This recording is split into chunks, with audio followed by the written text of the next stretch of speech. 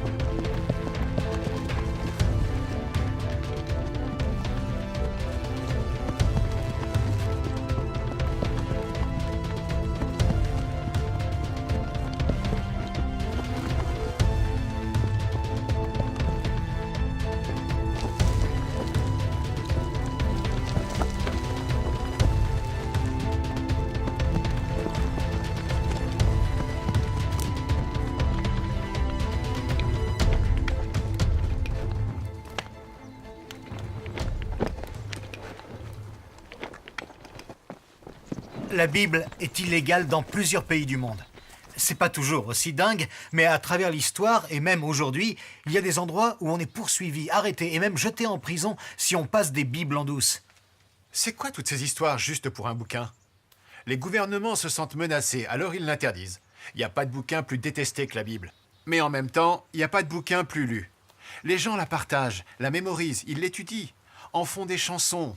Il y en a même qui risquent d'être punis, arrêtés, emprisonnés pour ça. La Bible est le livre le plus aimé dans le monde. C'est aussi sans aucun doute le livre le plus populaire jamais écrit. Un magazine américain a estimé à 44 millions le nombre de copies de la Bible vendues chaque année. C'est le best-seller mondial de l'année, chaque année. Parmi les livres les plus vendus de tous les temps, on trouve la trilogie Hunger Games avec 50 millions de copies. Le Lion, la Sorcière Blanche et l'Armoire Magique, 85 millions. Le Seigneur des Anneaux, plus de 150 millions. Mais plus de 4 milliards de copies de la Bible ont été distribuées. C'est de loin le livre le plus populaire de tous les temps. Il y a des livres qui sont si populaires qu'ils sont traduits dans plein d'autres langues. Le Hobbit, par exemple, a été traduit dans 40 langues. Harry Potter, 67. Et Shakespeare dans plus de 80 langues différentes. La Bible a d'abord été écrite en hébreu, grec et araméen. Et depuis, elle a été traduite dans plus de 2400 langues. Là, au moment où on parle, elle va être traduite dans 1500 autres langues. Il n'y a pas de livre plus aimé, ni même aussi puissant, et aucun livre aussi populaire.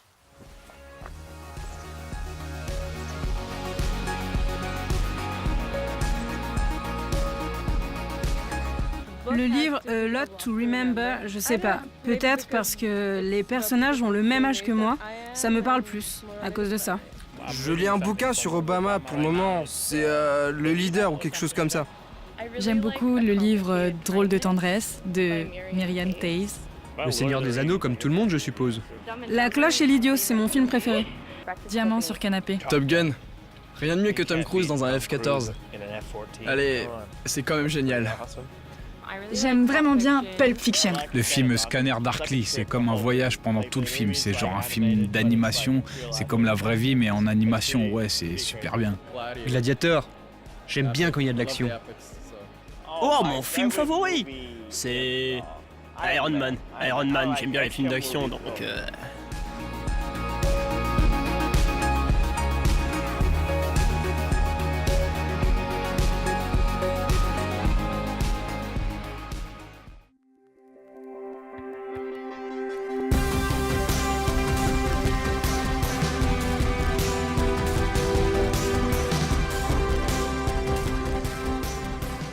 Quand on voit comme la Bible est à la fois populaire et controversée, il semble juste de se poser la question « c'est quoi la Bible ?»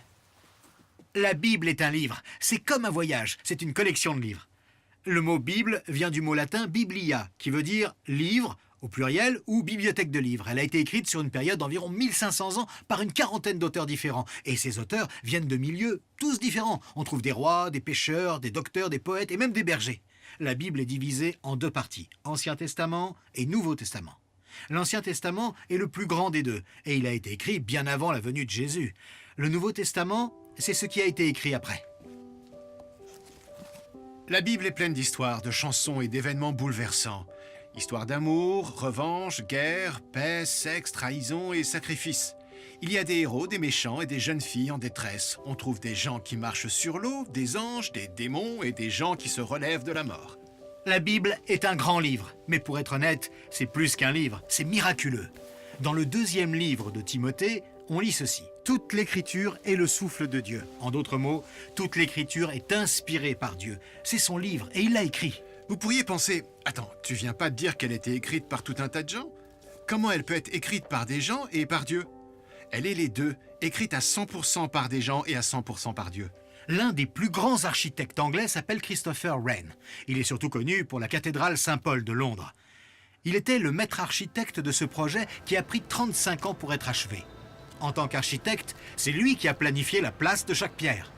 Et même s'il n'a jamais placé une pierre lui-même, personne ne discutera le fait que c'est lui qui l'a construite. De la même façon, Dieu est l'architecte de la Bible. Il n'a pas physiquement écrit chaque mot sur chaque page, mais il a planifié exactement tout ce qui devait y être.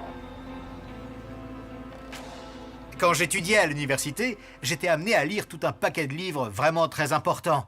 Mais aucun n'a jamais impacté ma vie d'une façon aussi intense que la Bible. Une des raisons pour laquelle on croit que la Bible est la parole de Dieu, c'est parce qu'on voit l'impact incroyable qu'elle a sur la vie des gens. Il était une fois un homme incroyablement riche appelé Earl Smith. Tout le monde dans sa famille était pété de thunes. Earl était si riche qu'il n'avait pas besoin de travailler. Alors, puisqu'il s'ennuyait, il a commencé à se droguer. Earl prenait des drogues de plus en plus dures, si bien qu'à 30 ans, il se retrouva d'un coup à l'hosto. Pendant qu'il se remettait péniblement de tout ça, quelqu'un va lui rendre visite et lui donna même un jour un cadeau, une copie du Nouveau Testament. Earl était ravi parce qu'il a tout de suite vu que les pages de cette Bible étaient parfaites pour se rouler des joints. Donc il s'est taillé et fumé des joints tranquilles dans Matthieu, Marc et Luc. Mais arrivé à l'évangile de Jean, il s'est quand même mis à lire un peu. Et au final, ce qui s'est passé, c'est que Earl a rencontré Jésus et trouvé la foi en lui. C'est là que sa vie a complètement changé. Bien sûr, ça impactait Earl, mais aussi tout le monde autour de lui, y compris sa très jolie psychologue attitrée, Tommy. Elle n'arrivait juste pas à comprendre. Un jour, elle lui dit « J'ai vraiment tout. J'ai un super boulot, argent, famille, amis, mais au fond, je me sens totalement vide. Et regarde-toi, ta vie est un ratage complet, et pourtant, tu as cette paix incroyable en toi. » Alors, Earl lui raconta d'une traite tout ce qu'il avait lu dans la Bible. Il lui expliqua ce que ça faisait, de ressentir le vrai amour de Jésus. En fait, Earl amena Tommy à connaître Jésus elle-même. Et puis devinez quoi? Il l'épousa.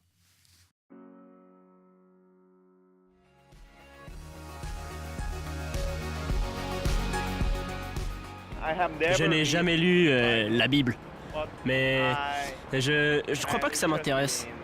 Je pense qu'aujourd'hui c'est peut-être un peu dépassé, non? Non, c'est pas pour tout le monde, mais je pense que ça a sa place. Pour certains. Bien sûr, oui. C'est cette idée de faire quelque chose parce que quelqu'un là-haut m'a dit de le faire. Je trouve ça franchement dangereux. En fin de compte, même si ce gars là-haut existe vraiment, le fait de donner une justification absolue, je trouve que ça pose vraiment problème. Et je crois que la Bible joue ce rôle-là dans le monde aujourd'hui. Je me souviens quand je faisais du rap, c'était le livre. Oui, ça a du sens. Ça rassemble les gens comme une communauté. C'est un livre-saint, c'est un peu comme un modèle de vie. Ouais, je pense que la Bible a vraiment du sens. Vraiment, ça donne aux gens la foi et quelque chose en quoi croire. Quelque chose qui pourrait guider leur vie, quoi.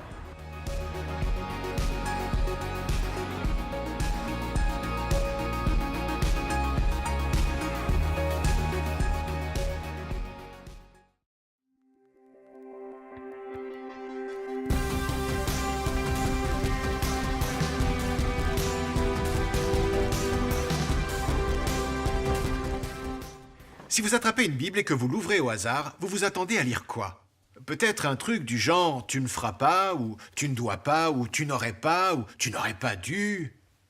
Vous auriez sûrement plus de chances d'atterrir au milieu d'une histoire, d'un poème ou d'une lettre.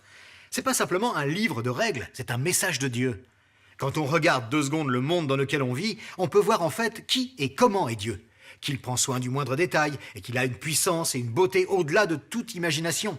C'est pour ça que la science est si importante. Ça démontre la créativité de Dieu. Einstein a écrit ceci: un réel conflit entre la science et la religion ne peut pas exister.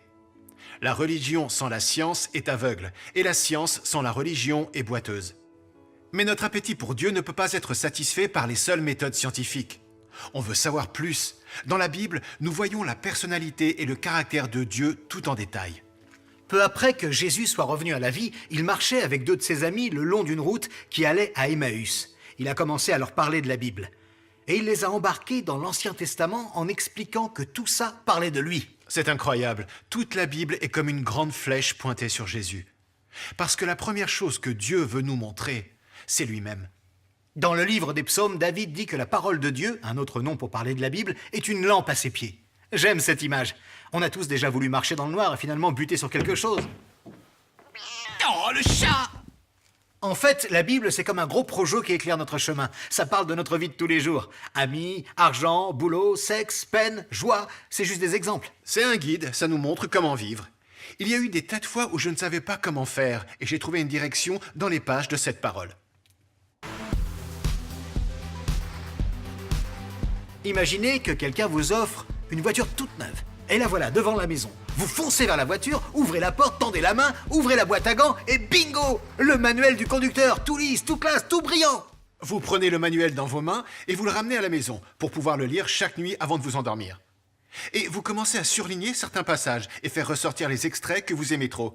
Puis vous vous dites, faut pas oublier tout ça. Alors vous prenez certains passages que vous mettez sur le miroir, histoire de pouvoir les lire en vous brossant les dents chaque matin. Et je pense que c'est à ce moment-là que certains de vos amis vont commencer à s'inquiéter pour vous, parce qu'ils vous ont toujours pas vu au volant de cette voiture. Sauf que là vous planez, vous attrapez une guitare parce que ce manuel vous inspire trop pour écrire des chansons. Et là vous vous dites, mais il doit bien y en avoir d'autres que moi qui aiment ce manuel au moins Peut-être autant 2 ou que moi. 3, au moins ça. Faut que je trouve un club, quelque chose. Ouais, et c'est à ce moment-là que vous pensez, faut que j'apprenne l'allemand. Comme ça, je pourrais lire ce manuel dans la langue originale, comme il était destiné à être lu. Bien vu. Si vous faites tout ça, mais que vous n'essayez pas de conduire cette voiture, c'est clair que vous avez raté quelque chose. Le but du manuel, c'est de vous aider à conduire la voiture de la meilleure façon qui soit. Et de la même façon, vous pouvez lire la Bible de A à Z et ne jamais capter ce qu'il y a dedans. Le cœur de la Bible, c'est d'avoir une relation avec Dieu. Oui, c'est important de la lire et l'étudier, à condition de ne pas rater ça. Découvrir Jésus dans ces pages-là. Il s'agit de connaître Dieu par sa parole.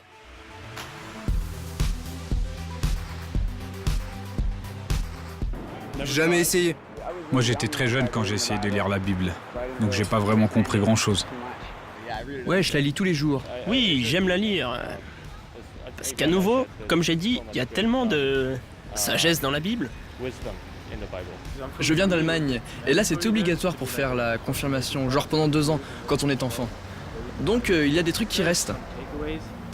J'ai jamais ressenti que j'apprenais quelque chose ou qu'on me parlait à travers ça. Ouais, c'est un vrai bon livre, mais que je prends pas forcément au sérieux. Moi, j'aime le Nouveau Testament, beaucoup plus que l'Ancien Testament. J'ai toujours trouvé très étrange qu'il y ait tant de violence, en fait. J'aime bien les citations des fois dans la Bible, mais je ne l'ai jamais lu en entier, juste des petites parties.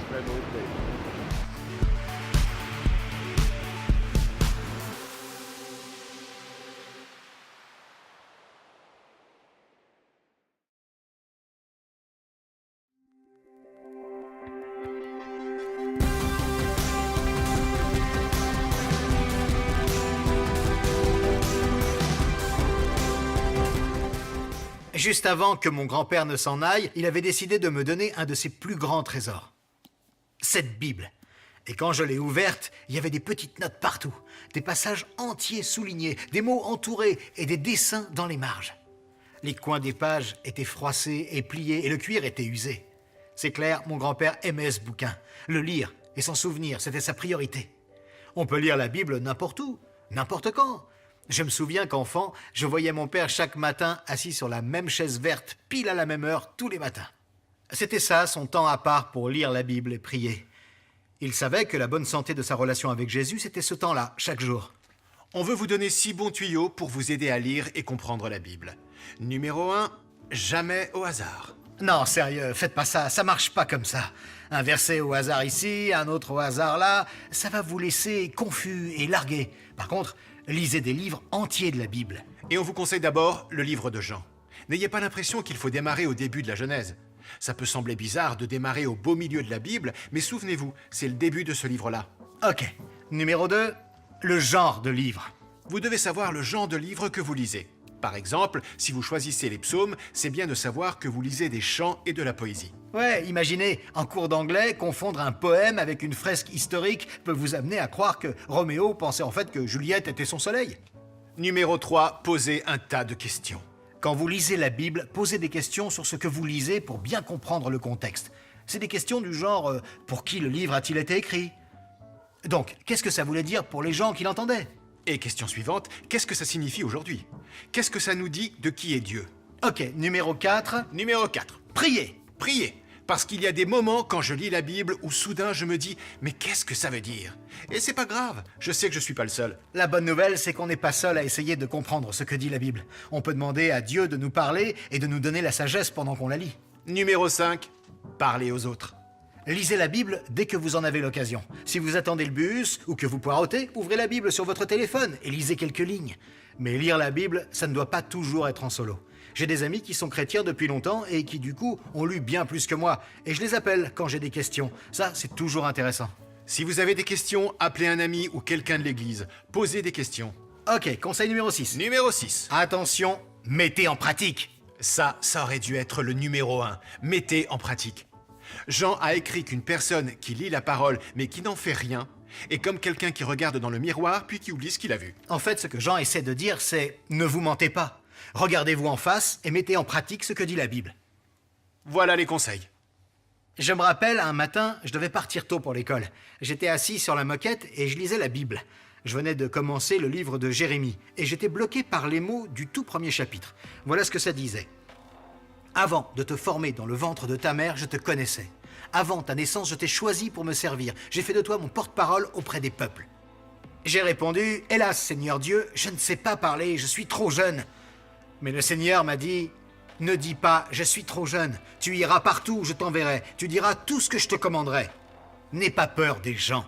En effet, je suis avec toi pour te délivrer. » J'ai eu l'impression que c'était à moi que Dieu parlait là.